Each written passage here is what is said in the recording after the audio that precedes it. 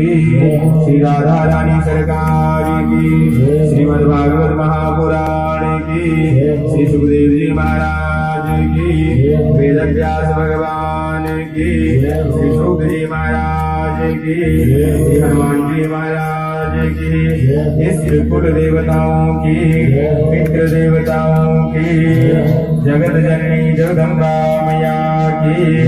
ओम नमः पार्वती पतये हर हर।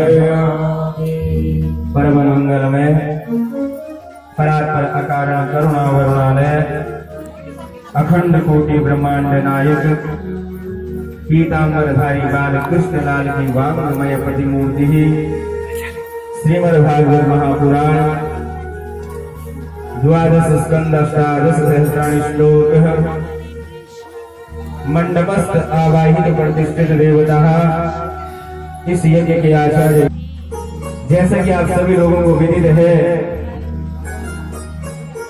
कि पांडेय परिवार द्वारा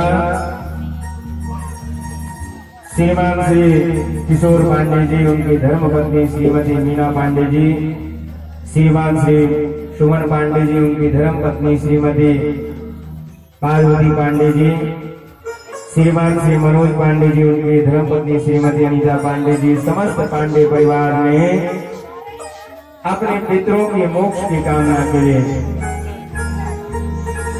उनके वैकुंठ कामना के लिए अपने पूज्य माता स्वर्गीय श्रीमती रुक्मणी देवी जी, पूज्य पिता श्री स्वर्गीय श्रीमान श्री पीताम्बर पांडे जी की पुण्य स्मृति में इस श्रीमद् भागवत महापुराण का दिव्य आयोजन जो अपने घर पर आयोजित करवाया, निश्चित रूप से साधुवाद के पात्र है। क्योंकि सज्जनों बोले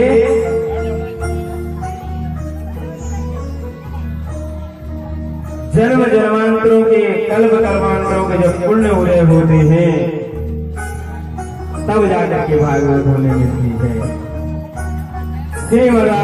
श्रीमद् भागवताख्योयम प्रत्यक्षम कृष्ण, ये ही प्रत्यक्ष कृष्ण के दर्शन हमें पाने का अवसर प्राप्त होता है। और मैंने आप लोगों से कहा था कि जहां भागवत जी की कथा होती है वहां पर समस्त तीर्थ आकर के निवास करते हैं। बड़ा सुंदर गत 5 दिवसों से यहाँ पर ज्ञान गंगा, भक्ति की गंगा, वैराग्य की गंगा, मोक्षमय गंगा निरंतर बह रही है। समस्त इस मित्रगण दूर दूर से चल करके इस पुण्य इस नदी में गोता लगाने के लिए आ रहे हैं। और यही मानव का परम कर्तव्य है, यही परम धर्म है कि हमारे इष्ट मित्रगण अतिथियों का सत्कार हो, निरंतर अतिथियों का सत्कार होता रहे। दूर दूर से अबाल वृंद आ रहे हैं, बंधु बांधव आ रहे हैं, मेरे ठाकुर के प्रेमी आ रहे हैं। क्योंकि आजकल भैया किसी को टाइम ही कहाँ है, समय की बड़ी कमी है मानव के पास। और उसके बावजूद यदि लोग इतनी दूर दूर से आ रहे हैं तो निश्चित रूप से वे सभी लोग ठाकुर के प्रेमी हैं, मेरे कृष्ण के प्रेमी हैं। क्योंकि सज्जनों, एक बार भगवान जब पांडवों और कौरवों का युद्ध होने वाला था तो सभी लोग जानते हैं कि युद्ध कहना आसान है, युद्ध के जो परिणाम होते हैं वो बड़े डरावने होते हैं। और इस बात को हमारे ठाकुर जी जानते हैं। तो बोले भगवान दुर्योधन की सभा में गए और दुर्योधन को बहुत समझाया, नहीं माना। दास्यामी बिना युद्धेन केशव, सुई की नोक के बराबर भी जमीन नहीं दूंगा केशव बिना युद्ध के। भगवान ने बहुत समझाया, अरे दुर्योधन तू युद्ध के बारे में जानता क्या है? हम लोग भी बड़ी गालियां देते हैं जब हम सुनते हैं कि सरहद पर हमारे सैनिक मारे जा रहे हैं। खूब हम प्रधानमंत्री को गाली देते हैं कि क्यों नहीं इलाज कर रहा है। कहता था कि 56 इंच का सीना है। पर सज्जनों, युद्ध के परिणाम बड़े डरावने होते हैं। इतना आसान थोड़े है युद्ध करना। और किसी भी समस्या का समाधान युद्ध नहीं होता है। भगवान ने बहुत समझाया, बहुत मनाया, नहीं माना। और अंत में दुर्योधन भगवान को क्या कहता है? बोले प्रभु युद्ध वगैरह सब छोड़ दो, आप भूल जाओ। मेरी मां गांधारी ने आपके लिए 56 प्रकार के भोग बनाए हुए हैं, आप भोजन करो, फिर बात करेंगे युद्ध की।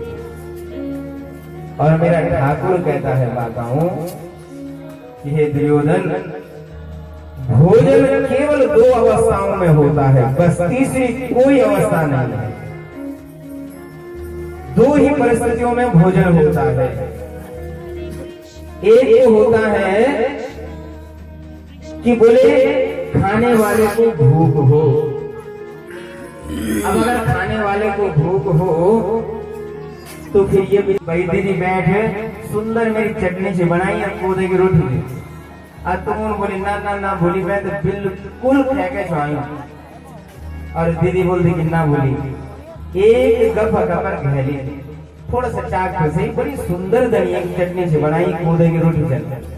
तो आपकी इच्छा नहीं है खाने की, पर उनका प्रेम बस आपने भरिया पेट में भी आधा रोटी खाई दी।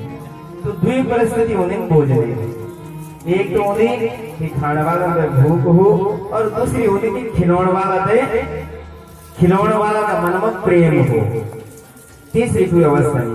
तो बोले भाई दुर्योधन, तेरे मन में प्रेम नहीं है।